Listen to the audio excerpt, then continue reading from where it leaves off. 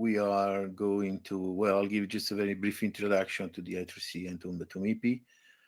But we and then hand over to Matthew Schnorr from Intel Corporation, who will be talking about supporting software tools for the I3C. So I3C comes from, the acronym is from Improved Inter-Integrated Circuit Interface. People with some gray hair like me will recognize the inter-integrated circuit as the I2C that we have used and loved for now over 40 years. It came out originally from Philips Semiconductors a long time ago, and is still, I would say, healthy and widely used. However, at MIPI, it was decided to launch the new specification due to the fact of growing number of sensors, not just numbers, also different type of sensors in the mobile, automotive, and IoT space. So the standard try to keep the same motivation of the I2C. So simple, just two wires, simple in hardware, so CMOS compatible, low power, high speed compared to the I2C. As we see, we are in the range between 11 all the way up to 100 megabit per second, depending on the different configurations of the peripheral. And most importantly, keep the compatibility with the I2C. At least, it's probably not completely 100%, but we are very close to that objective. Basically, the problem that I3C is trying to solve, where you have a complex, this is a typical scenario on your left, where you have bunch of different interfaces, whether are I2C, SPI, UARTs, a lot of chip selects. So this is complex from uses a lot of I/O pins, not effective in terms of power, but also quite clumsy in terms of software. Each protocol has its own drivers. It's not really, a clean and simple solution. So with I3C, we want to have everything under two lines, unified software management, which will be the topic of today, and without losing performance, maintaining the same level of performance. So this was the goal, and I think it was quite well achieved by the specification. In terms of specification, the original specification came out in 2016, version 1.0, followed after 3 years, the version 1.1, and there were a lot of new features added, and it was kind of reorganized, made it more clear. So we came out with the version 1.1.1, which in terms of feature is the same as 1.1, but more easier to follow. And that was released in 2021. You see the second line there about I3C Basic. In MIPI, all the core specifications are available only to members. When I say core, means that the things that you use to make, you can use to make silicon, basically. While the others, supporting specs are usually open, like debug and software things are completely open. However, in this market, it was felt that it was important to have something available to everyone. And so in 2018, it was released on what we call I3C Basic, which is a subset of the full I3C. However, don't be, let's say, scared of this. It's a rich subset. In the presentation, there is a link to a slide which we will not show, where you can see which features are available or not in the I3C Basic. With the release of the version 1.1.1, the same job was performed. So we have an I3C Basic version 1.1.1, released shortly after the main one in July, just after 2 months. And now, if you look at the feature list, now the delta between I3C Basic and full I3C has been further reduced. Out of 22 specs, only six are not available, and I would say, let me say that of the six, all except one, they involve very specialized hardware. So if you're doing some very special application, but you probably won't need, if you do that, it's very likely you're also a MIPI member. So I see as a major problem for, let's say, everyday usage. We also put a lot of effort in building an ecosystem around software, which I will not talk because Matt will do a much better job than I could do here, but also in conformance testing, CTS, application notes, FAQs. You can submit questions online, and the work group will attempt to answer as quick as possible. And then there is a number of other MIPI specification related that are there is a debug. This is not to debug the I3C, but leverage the I3C as a debug tool to access. If you have a system with an I3C, you can leverage the I3C to debug the system. I3C is in the device class of USB, so if you have a peripheral connected via USB will recognize the I3C bus, discovery and configuration for the CPI. And then we're also we're still doing this on a number of protocol adaptation layers, so to carry the I3C over other interfaces. Particularly, we've done for camera, we're doing for A5, which is our SerDes for automotive specialized SerDes.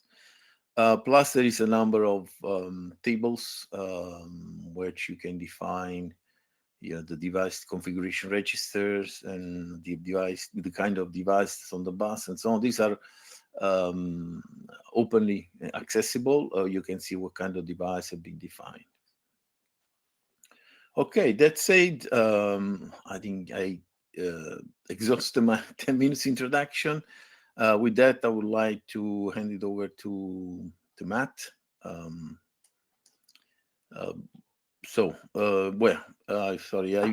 There are also, just to mention things available, we have maybe members have also lots of design IPs that you can use to build products. And now we've seen a surge in test tools and products. And we also work with other organizations.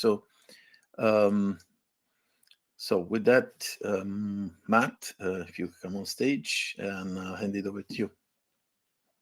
Thanks, Michele. Welcome, everybody. Thanks for joining. So today I wanted to talk about the types of MIPI software tools, software specifications, and other things that MIPI can offer developers to try to make better use of I3C and hopefully build a better integrated system. So looking at the software specifications, we've got a history of what we've done over the years.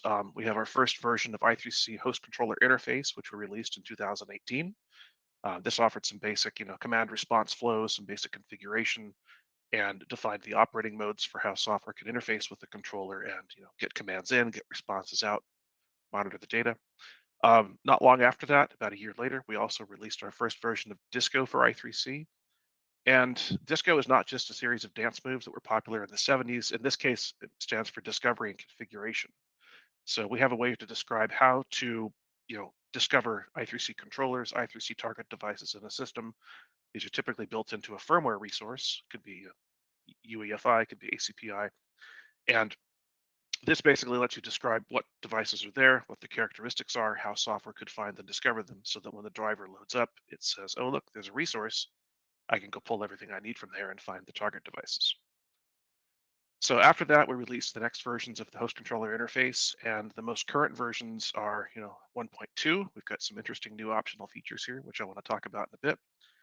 We also separated out some of the definitions of the transfer commands and transfer responses to a separate specification, the TCRI, and we updated the MIPI Disco for I3C last year as well.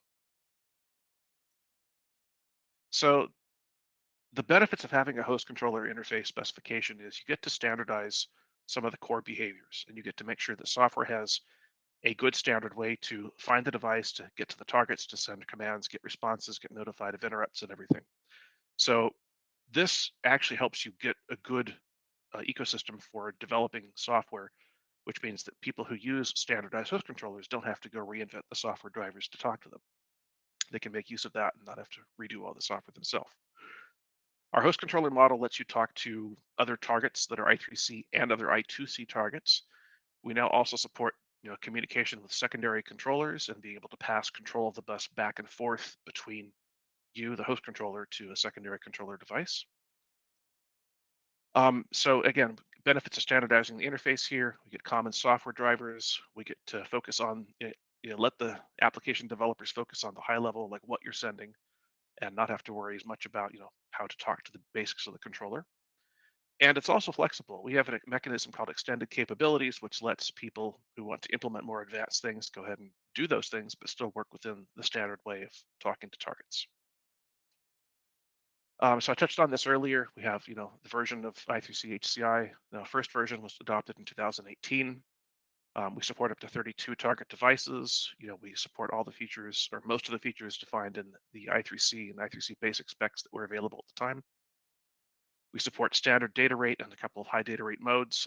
We have support for sending the common command codes or CCCs. We've defined timestamping as a way to get, time-stamped interrupts from a target device to a controller device. We have mechanisms for dynamic address assignment, and we've got a choice of two different operating modes. There's PIO mode, which is fairly lightweight in the hardware, but requires more attention on the host driver side to do the transfer and the receive from each transfer here. So for that the PIO mode, you kind of have to have the driver be a lot more um, involved in how many bytes or how many words of data are sent down at a time, how to handle interrupts, how to handle queues going empty and queues going full. And it's good for lightweight hardware implementations, but it means the driver has to be a lot more monitoring the process. The alternative is DMA mode, which adds a memory controller into the host controller. It lets you offload a lot of the basic transmit and receive functions from the host and let the host controller basically go access what it needs from system memory and pull it that way and then notify you when the transfer is done. So there are trade-offs here. There are advantages to using one or the other mode here. The next version of I3C HCI was 1.1, and we added in a bunch of the features that were supported in the latest versions of I3C at the time, including grouped addressing, um, sending a set ASA command for broadcast assignment of all devices, defining bytes for CCCs, that was important. The target reset pattern, that's also important. That helps you reset various devices on the bus.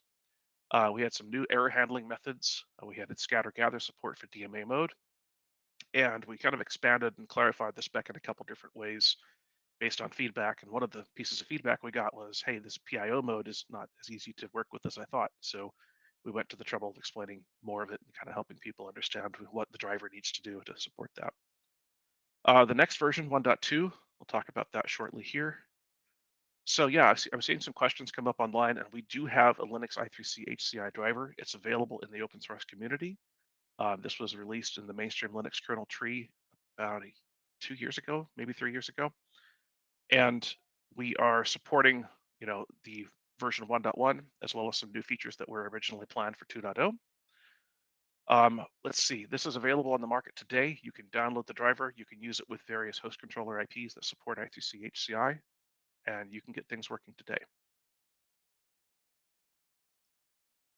List some of the API functions here. Although I suppose people who are going to be looking at those in detail probably want to look at the actual API instead. So for the latest version of I3C HCI, we decided to split the specifications because we had some realizations. So one of the realizations was we've got some basic things up here on the top that define what we're sending to the host controller and what we're expecting to get back from the host controller when a target responds to a transfer. And then we've got the how method of how you do these things. What registers do you have to program to get it to do that? How do you configure your host controller to basically deal with individual targets and configure each one of them? What's the operating mode? Are you using PIO mode or DMA mode? How do you define extended capabilities? How do you define the requirements for the system bus that you connect to? There was a pretty clear separation in our minds about the what versus the how of those things. And we realized that the what portion here, the transfer and the commands and the responses, was actually something we could reuse for other applications of I3C. And Michele mentioned this earlier. We're looking at other ways to connect I3C to different buses, such as AFI. And the what portion of those things is very clear, easy to reuse for those things, whereas the how part is fairly specific to the host controller interface and how you define, how you connect to your host. So looking at this from a block diagram perspective, we've got the separation from the HCI core on the left, and then the transfer command response processing in the middle here that actually does the low level transfers and how we interface with the rest of the host controller here. So that kind of helps to show, which portions of this are defined by which specification, and what other specific pieces of logic an SoC integrator would need to put in place to make this work. So we also reorganized the specification a little bit. We moved the transfer command and responses to the TCRI spec. We focused on the interface details. We added some interesting new capabilities to I3C HCI that I think could be useful for a couple different use cases here. So I'll walk through those. The first, and I think the one that was most commonly requested by implementers, was being able to work as a secondary controller on the bus. I mentioned this earlier. In I3C, we do have the concept of the active controller versus a secondary controller. The active controller is the one who's in charge at that time, and the secondary controller is maybe initially operating as a target device, and it can join the bus later on and say, I need to be the controller for a while. And there's a well-defined handoff process between the active controller and a secondary controller for how you hand control of the bus over to it. And there's also a way to request it back. So you can send a type of interrupt to the active controller that says, I want to be the controller again. I want to be in charge. So that really required us to define what are the handoff flows. How do we get a host controller to, basically tell host software, I want to be a standby controller and I need to operate as, somebody who listens to the bus but doesn't necessarily drive transfers.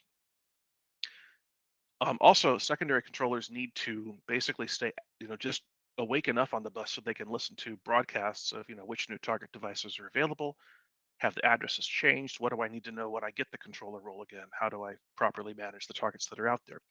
So we had to define how, number one, how do you join the bus as a secondary controller? Number two, how do you respond and listen to the common commands that are sent over the bus that define, hey, what targets are out there, who's changing their addresses, what the priorities are at that point. And we had to be able to find a way to monitor and even put out a simple controller role request that basically asks the active controller, I want my job back. I want my active controller role back. So we had to define new register interfaces, new configuration, and some new functional state machines for how we, pass our role and get the role back for being an active controller versus a standby controller.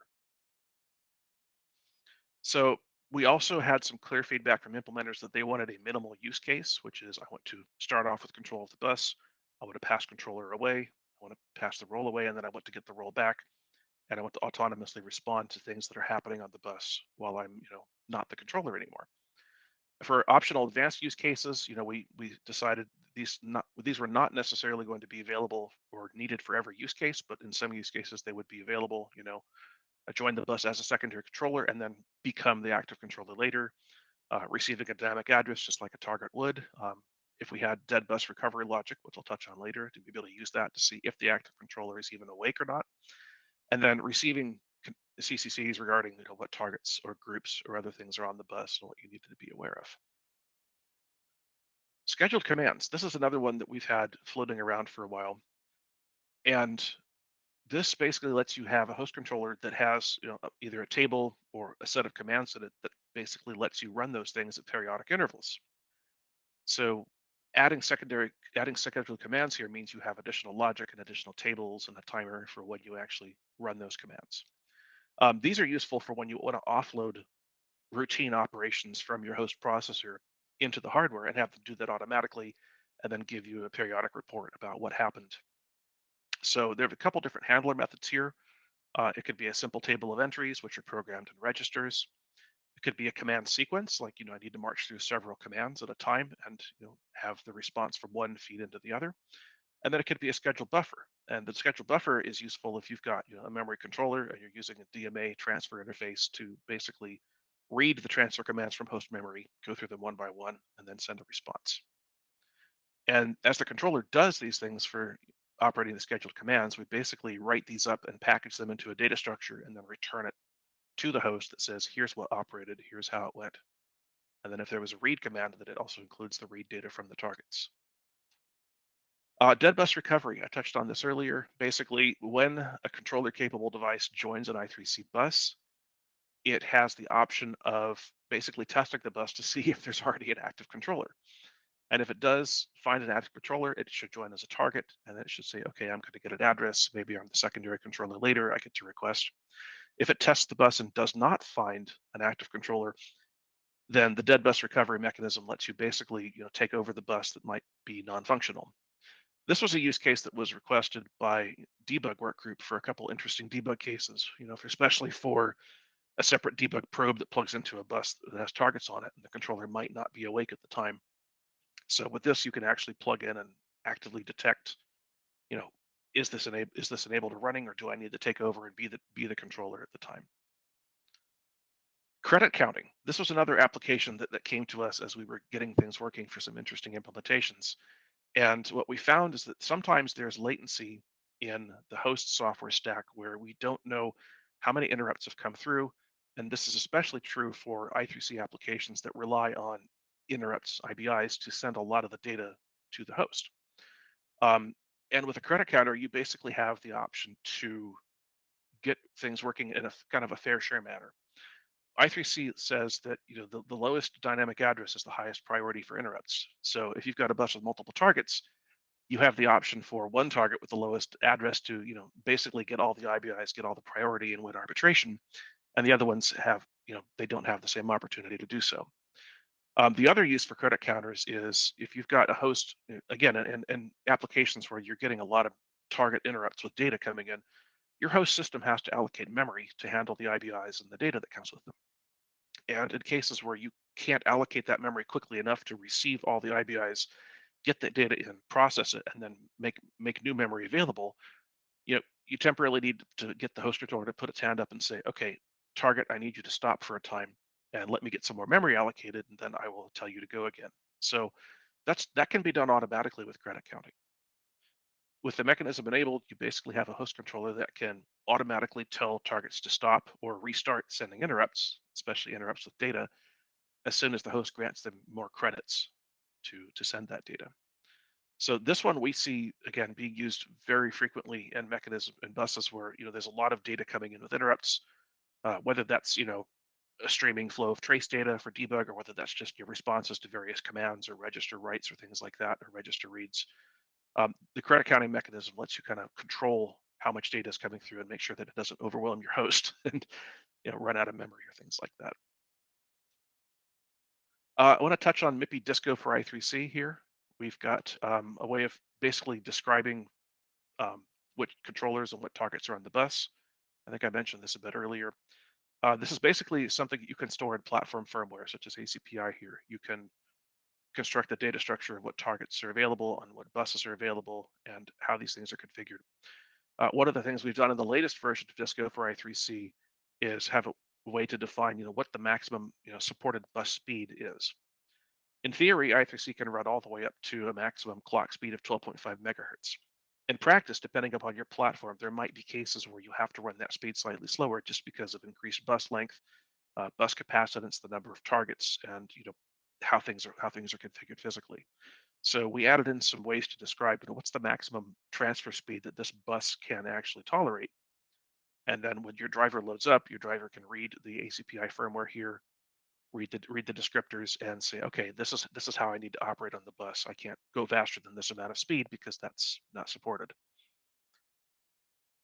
Like all the software specifications I mentioned earlier, these are available to the public. We've got publicly available versions for each of these, and you can go download them today. Okay, let's open it up for questions then. Thank you, Matt. I think that was thanks for the great presentation. By the way, Matt was all, in addition to be part of the I3C working team, was also chairman of the software work group for a time at MIPI. You can tell, from his knowledge, that he has also this type of background. So we do have a few questions. I think okay. I'll read one. Is there only one secondary controller allowed, or can be there multiple secondary controllers? I think you already answered that, but it's perhaps worth to clarify when we say multiple secondary controllers that can be active at the same time or not. Right. So only one controller device can be active at a time, and that's the one that we call the active controller. your bus could have one or more secondary controllers. They're all operating in a kind of a standby mode, and they behave as a target when they don't have the controller role. So they can be assigned an address, they can send an interrupt, they can send a controller role request. In theory, they could respond to read and write transfers as well. But when we say multiple secondary controllers, we mean that the controller role gets to be passed from one to the other. It's passed from the active controller to one of the ones operating in standby, and that's the managed flow process I talked about earlier. So when that happens, typically a secondary controller will put its hand up, raise an interrupt on the bus, and say, "I want to be the controller." They talk back and forth with the active controller, share configuration, and then the active controller sends a command to hand off the control. At which point, that new one becomes the active controller, and the old one becomes secondary in standby mode. Yeah. Okay. I think there was a comment. It was not really a question, but it's worth maybe to clarify that the handoff that the controller should is not allowed in HDR modes, only allowed in SDR mode. Perhaps you could Yeah, that's elaborate right. on that.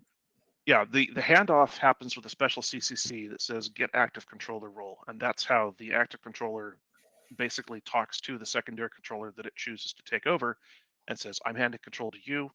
That CCC happens in SDR mode only. And then at the very end of the CCC, there's a stop at the end of the frame. And at that stop, that's when the new controller takes over driving the I3C lines and the old controller lets go of them. So that has to happen at the end of the stop condition. So that's the end of SDR mode at that point. Okay, great. Uh, okay, we have a question. At the basic level, how are the inbound interrupts implemented versus external interrupts in I2C? So inbound interrupts basically let a target pull SDA low when it's idle. When the bus is idle and there's no transfers happening, a target can pull SDA low, and that's the beginning of a start condition on the bus. And when the active controller sees that, it knows, hey, a target is trying to put its hand up and do something, and that's typically an inbound interrupt. So the controller at that point finishes the start condition, pulls SCL low, then it starts driving clock pulses on the bus, and it basically lets the targets arbitrate and drive their address into the header. And once one of those wins, again, the lowest numbered one that I mentioned earlier, that target then has the ability to send additional data bytes to the host, and the host has the ability to act on that. What you do with an IBI at that point really depends on your application. It could just be a status message, it could be an error code, it could be a notification that says, "I have more data, I need you to come do a private read transfer from me to get the rest of that data." But it's all So, done through the same two wires on the I3C bus. yeah. So basically, you're saying in I2C, you need to pull the wire, wait for the controller to pull you, then it asks you what's going on, and then you do the answer and so on. While with I2C, it all happens in one shot. Right, right. Okay. Um, okay. Perhaps I'll insert a short question. If you say, what do we mean by idle bus when these conditions happens? I think could be helpful for people to. So the I3C specification has a couple different bus timing intervals. We talk about bus free condition, which is basically, both SCL and SDA are high for a certain amount of time. We have bus available condition, which means SCL and SDA are high. There's no transfers running, and that happens for at least 1 microsecond. And then we have bus idle, which goes on seconds.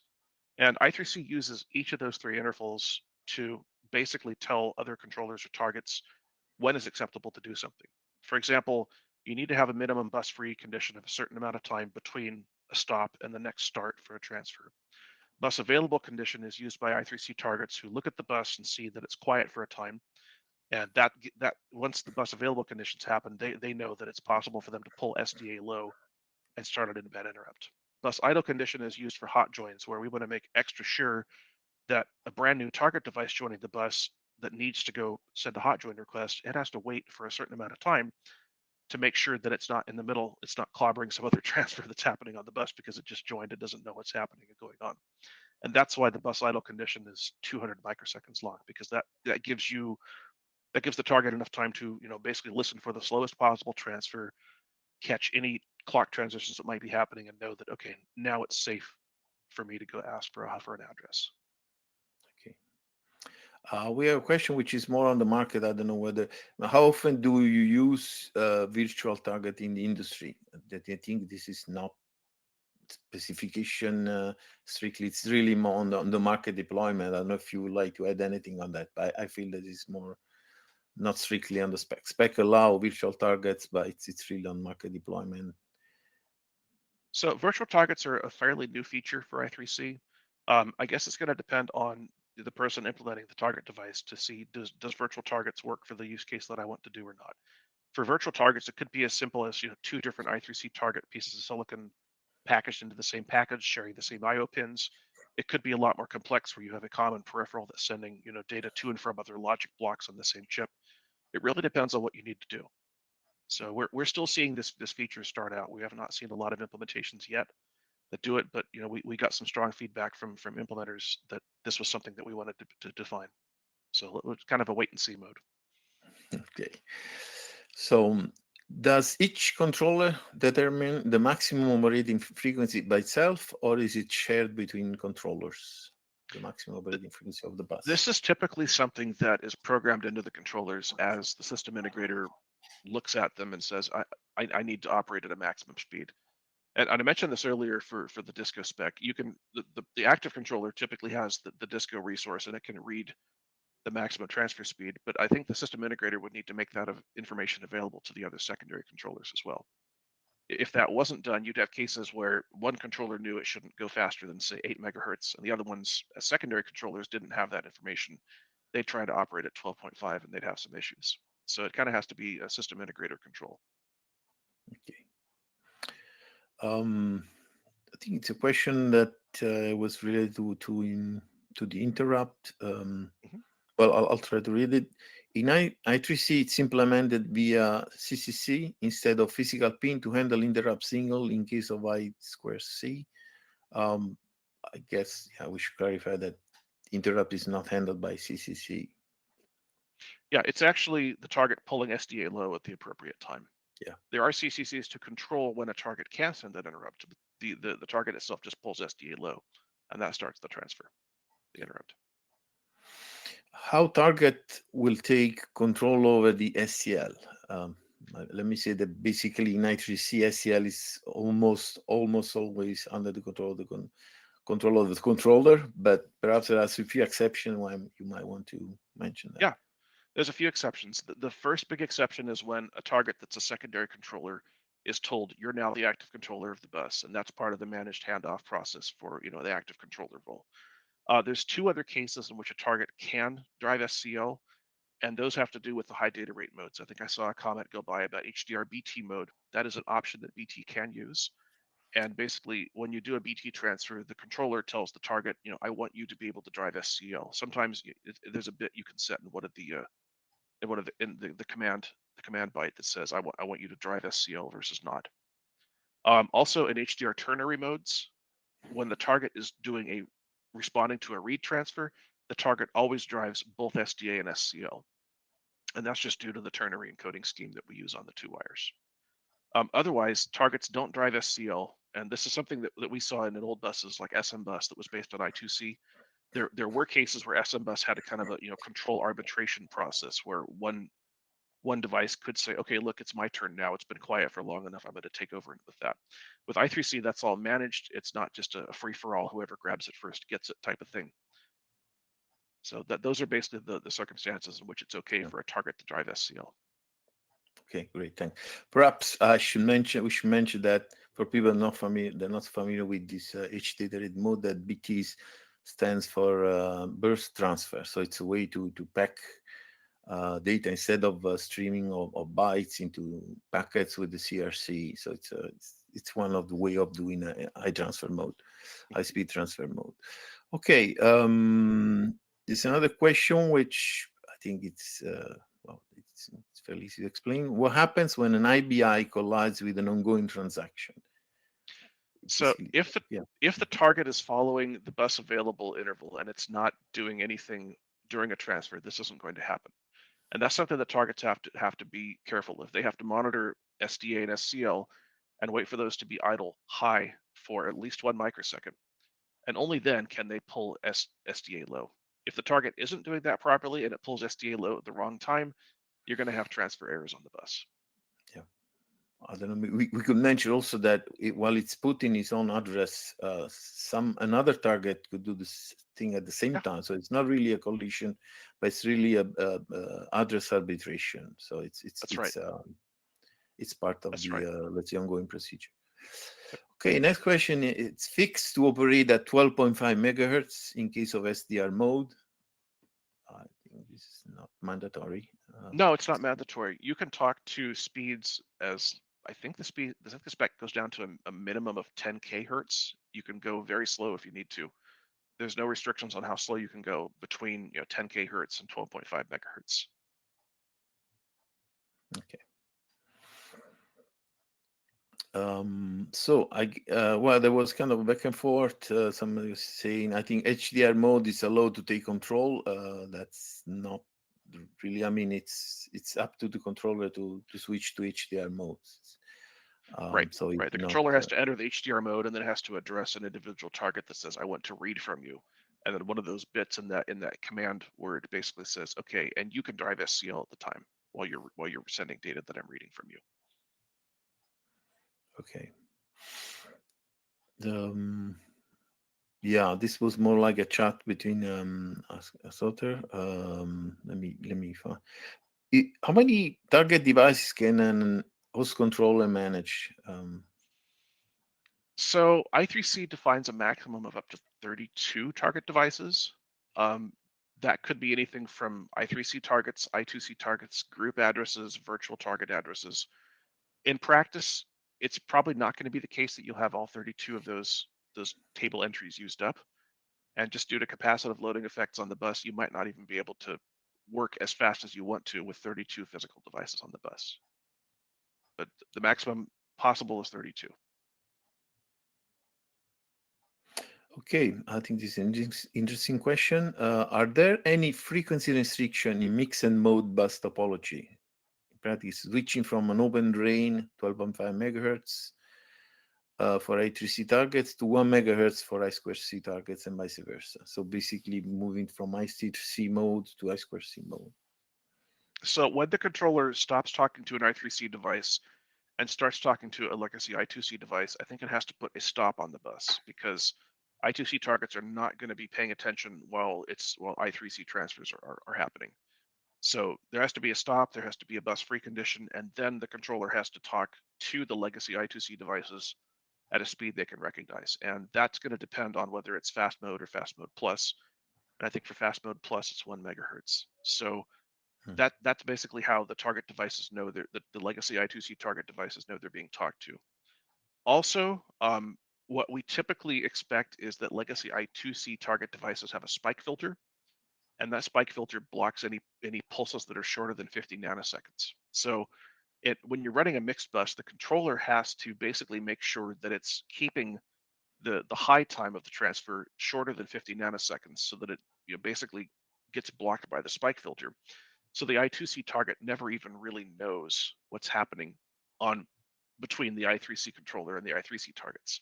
It only knows what's happening when there's a stop and then there's a brand new start. And then the controller talks to it with slower pulses that actually make it through the spike filter so that it knows it's being addressed. So that's how you typically switch from I3C transfers to I2C transfers. Okay, thank you. Perhaps we could have time for one more question. Why MIPI has limited the maximum number of I3C target devices to 11? I think this is somehow related to what you said before. Perhaps it's worth to clarify that we Yeah, really don't limit this. yeah. So older versions of the I3C specification did say the maximum is 11, and that was based on our assumptions about how long the bus would be, how many devices would be on it, the capacitive loading effects. In the latest version of the I3C specifications, we took that restriction out and basically say it's up to the implementer to define what's going to work best for their bus. So it's no longer restricted to 11. But again, in practice, you might find that your bus can only support a few devices, especially if you've got a longer bus or higher capacitive loading. Yeah, I think that we have two more questions related to this subject, which I feel for hardware engineers, system design is fairly important. So perhaps we take a couple more minutes, if that's okay. Sure. So are external resistance required to be added to the SD SCL line when implementing an I2C bus? Yeah, you will need some small resistors. We call these high keepers to keep the line high when nobody is driving it. Um, these are fairly small. This is for SDA, the high keeper is different from the open drain pull-up. So the high keeper helps to keep the line high, but it's very weak. And then the open drain pull-up is a little bit stronger, and that keeps SDA at high so that when nobody's pulling SDA low, then it returns to high. But that only applies during open drain mode, and then the controller has to disengage that for push-pull mode. Let me mention that there are a couple of IP providers that they have this high keeper feature in their in their design. So which means, okay, this is not required by the specification, but some vendors have opted to have this feature built into their design. So if that's really critical for you, you know, to have not to have this soft pull up. Might use one of these vendors which offer, you know, the built-in.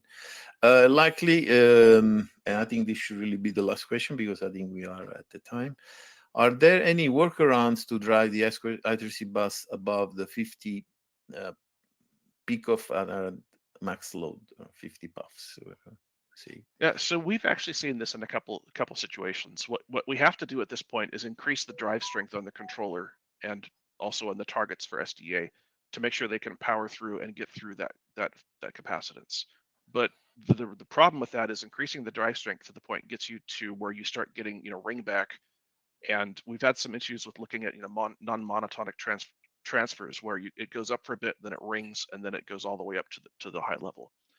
And depending upon where you see that non-monotonicity happen, it could actually trigger problems on the bus. And for one particular application, they were trying to manage the ring back there and try to keep it away from the Schmidt triggers of, you know, 0.7 times the voltage versus 0.3 times the voltage to make sure it wasn't incorrectly seen as another rising edge or another falling edge. So it has to be managed fairly carefully.